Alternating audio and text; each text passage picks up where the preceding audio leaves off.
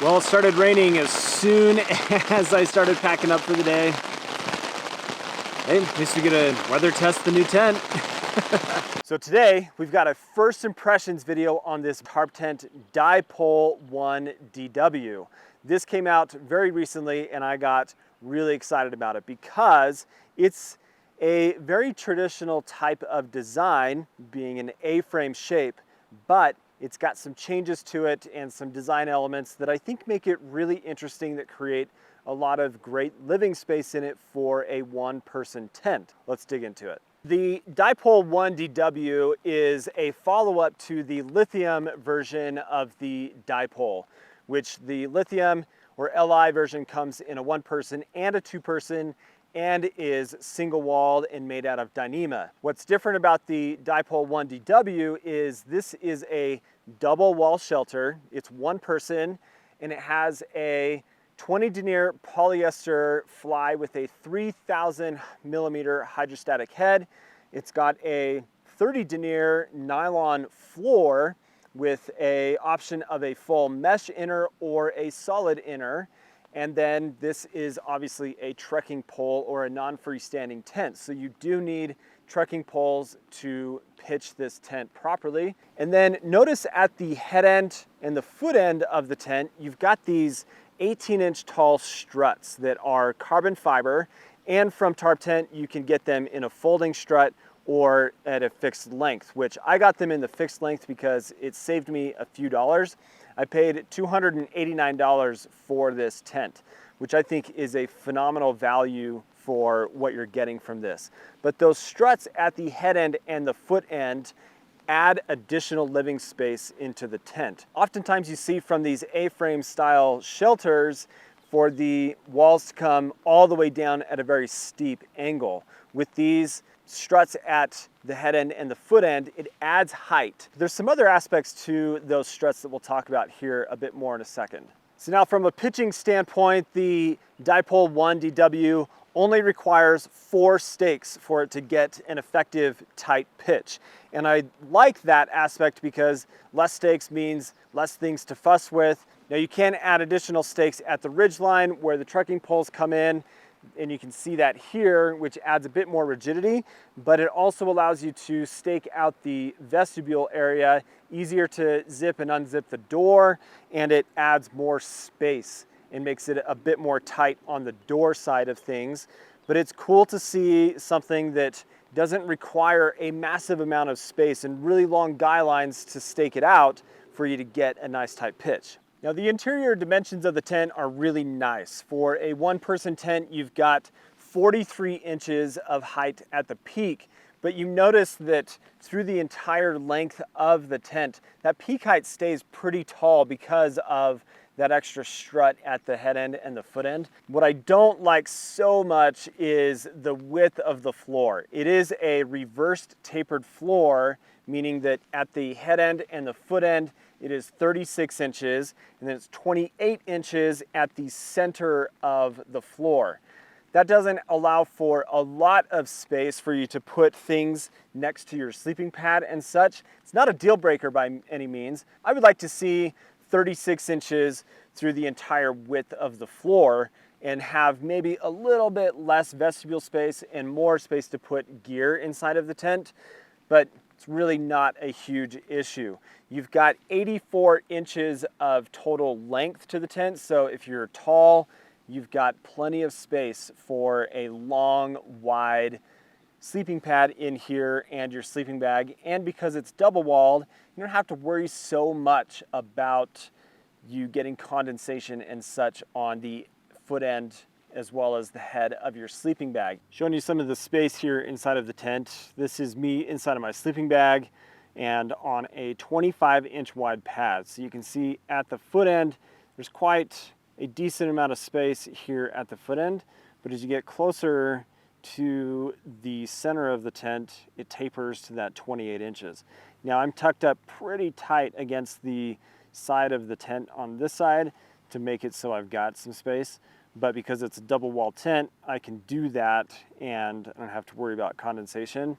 But there's a decent amount of space to move around in here, and that is really, really nice. You can also see at the two ends, or all of the ends, there are pockets. So you got a pocket on all four corners of the tent. And then here on the head end of the tent, still plenty of space. I'm on a Big Agnes Zoom pad, so I'm about 3 inches of height off of the ground, and I've got plenty of space between my head and the edge of the mesh of the inner body, which is really nice to see because that's not always the case with this style of tent. Take a Lanshan 1, for example. You're gonna have that mesh pretty close to your face because you don't have a strut at the end of the tent that is raising that up off of your face a bit more. It's just really, really nice. Plenty of space around my head. I love it. It's great. So you've also got 2 doors, 2 vestibules on this tent. And on a trekking pole tent like this, I like having 2 doors and 2 vestibules. Usually with a freestanding tent, I'm less concerned about that, but it's nice in this case to have those 2 doors and the 2 vestibules.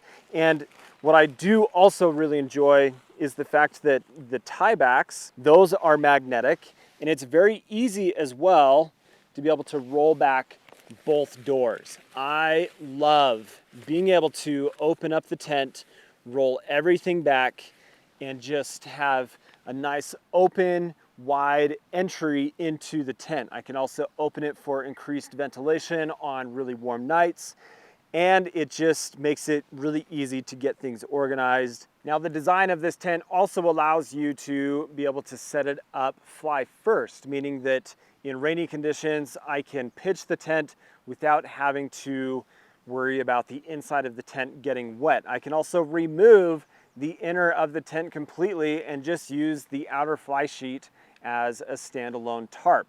There are a lot of different ways that you can use this that makes it more flexible, modular, and a overall really great option for a lot of different conditions. All right, let's talk about the strut end of the tent here, because this is a really cool feature in my opinion. What you've got is a little door down here that has a YKK zipper on it. And I can unzip that with this shock cord loop down here that just loops over top of the carbon fiber strut. Now you can see that that opens up the bottom of the tent here and allows for increased ventilation inside of the tent, helps with condensation mitigation, and keeps nice good airflow for warm nights and such inside of the tent.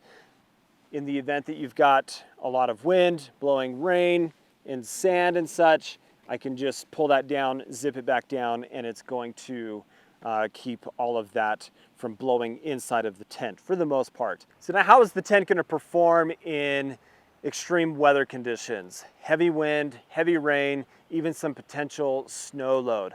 I think the design of the tent with the nice steep walls is gonna make it so that it does slough off snow really easy. It's gonna get rain moved off of the fly sheet really well. I've already experienced that on this trip.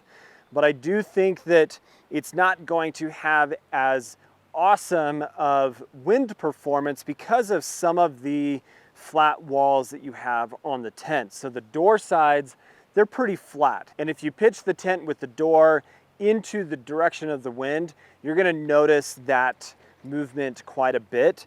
Now with these guy lines coming out from these apex of the tent here, it's pretty stable. Like, it doesn't move around a ton. So it is a nice, strong structure that way. But in this case too, this is not super strong because I don't have a guy line at this foot end or on this strut that is pulling this tight. So I may want to add onto this piece of grosgrain loop right here an additional piece of cord as a extra support for the tent to help make it so that it handles a bit more of that wind against this wall right here. But aside from that, I think that the structure of the tent, the design of it, the way that it pitches, it's going to be really strong. But time will tell as I'm out using it more and using it in a lot more wind and rain and such for you to see yeah, this is a very strong, very stable, great shelter for those kinds of conditions, or it's not. We'll see. But so far, in my first night out with it, having some wind, having some rain fall on it, the polyester fly is not stretching. It's sloughing off the rain really nice. I'm just enjoying it from that design aspect of it's nice and strong. So overall, first impressions of the Tarptent Dipole 1DW are very positive. I think that this is going to find itself in my regular rotation of shelters because it is a small footprint for a one-person tent. It's very easy to pitch and it's double walled. Sometimes I want a double wall shelter, and so having the option of this makes it really great when I don't want to take a single wall shelter with me out on my trips. So what do you guys think of the Tarptent Dipole 1DW? Do you think it's a great shelter? Is it something that intrigues you? Give me your thoughts down in the comments. But that is my first impressions of this brand new tent on the market. Thanks for watching today, guys. If you're not subscribed to the channel, you know what to do. Hope you have an awesome day. See you later.